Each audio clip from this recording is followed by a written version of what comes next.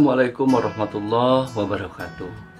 Apa kabar anak-anak? Mudah-mudahan kita semua ada dalam lindungan Allah Subhanahu wa Ta'ala. Kita bertemu lagi dengan Bapak pada materi pelajaran PHI, yaitu pelajaran keempat dengan tema perilaku terpuji.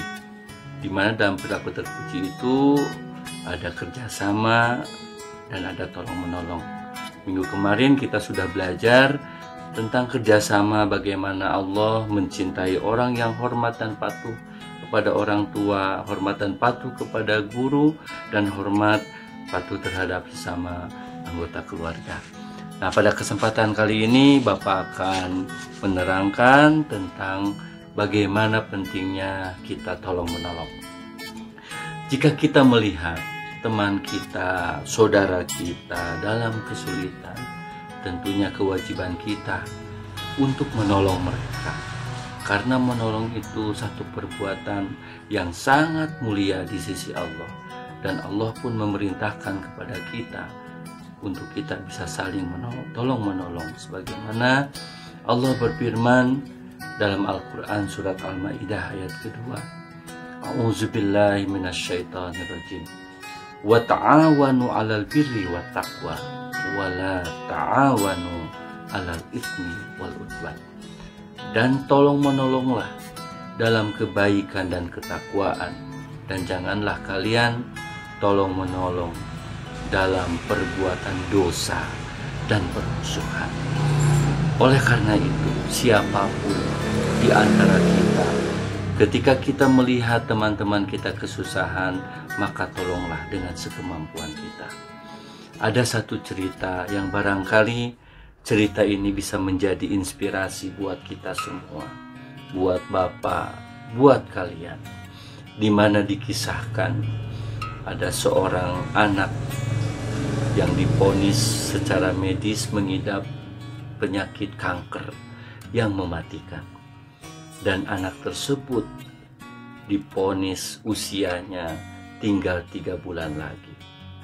Maka dia pun merasa bersedih dan meminta kepada orang tuanya untuk dicarikan seorang teman yang bisa diajak berbicara, bisa diajak ngobrol oleh anak tersebut. Akhirnya orang tuanya menemukan seseorang di kalangan orang miskin, tidak punya harta. Maka diajaklah dia ke rumah orang tua tersebut. Begitu bertemu dengan anaknya, maka anaknya yang menderita penyakit kanker ini banyak bercerita tentang kesulitan yang dialami oleh dirinya. Dan anak yang miskin tadi mendengarkan segala keluh kesah yang diderita oleh temannya itu. Begitu juga sebaliknya, orang yang miskin tadi menceritakan bagaimana sulitnya, susahnya hidupnya kedua orang tuanya di tengah-tengah kemiskinan yang dia alami. Sampai akhirnya temannya yang kaya itu mencucurkan air mata karena mendengar betapa sedihnya, betapa menderitanya teman yang miskin tersebut.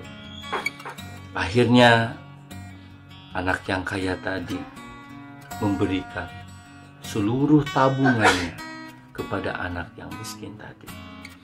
Betapa bahagianya anak yang miskin itu diberikan harta yang begitu banyak, sehingga akhirnya dia pulang ke rumahnya membawa harta tersebut dan diberikan kepada kedua orang tuanya. Singkat cerita, 3 bulan sudah waktu berjalan dan saatnya anak tersebut harus dioperasi. Maka semua peralatan yang ada di sana disediakan oleh para dokter untuk bisa melakukan operasi dengan baik.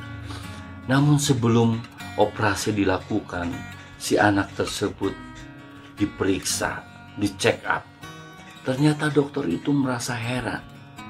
Kanker yang diderita oleh anak tadi, setelah dilihat dalam sebuah layar, kankernya hilang. Akar-akarnya pun tidak ada.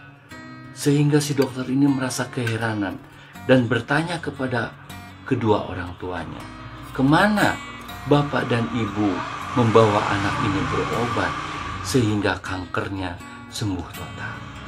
Maka orang tuanya menjawab, kami tidak membawa kemana-mana wahai dokter. Lalu si anak itu bercerita bahwa dia memberikan seluruh tabungannya kepada anak yang miskin tadi. Subhanallah, Allah membukakan pertolongan bagi anak yang menderita kanker tadi. Ternyata kankernya bisa sembuh bukan oleh karena operasi dokter, tetapi yang menyembuhkan kankernya adalah Allah. Syariatnya adalah dia menolong sesama, dia menolong kepada orang yang membutuhkan. Mudah-mudahan cerita ini menjadi inspirasi buat kalian, buat Bapak, untuk senantiasa bisa menolong sesama, bisa membantu teman-teman kita yang membutuhkan, teman-teman kita yang kesusahan, agar Allah Subhanahu wa Ta'ala senantiasa menolong, membantu kepada kita semua. Adapun tugas yang harus kalian kerjakan adalah yang pertama, coba ceritakan pertolongan seperti apa yang pernah kalian lakukan kepada orang tua kalian di rumah. Yang kedua, pertolongan seperti apa yang pernah kalian berikan kepada saudara-saudara kalian, baik itu kakak ataupun adik atau saudara yang ada di rumah kalian. Dan tugas yang ketiga adalah coba ceritakan pertolongan seperti apa yang pernah kalian lakukan terhadap teman-teman kalian, baik di sekolah atau di tempat kalian bermain. Demikian yang bisa Bapak sampaikan. Mudah-mudahan ada guna serta manfaatnya. Robbana atina fid dunya hasanah wa fil akhirati hasanah wa qina adzabannar. Assalamualaikum warahmatullahi wabarakatuh. Jangan lupa like, komen, subscribe ya video Bapak, agar Bapak tambah semangat lagi memberikan cerita-cerita kepada kalian.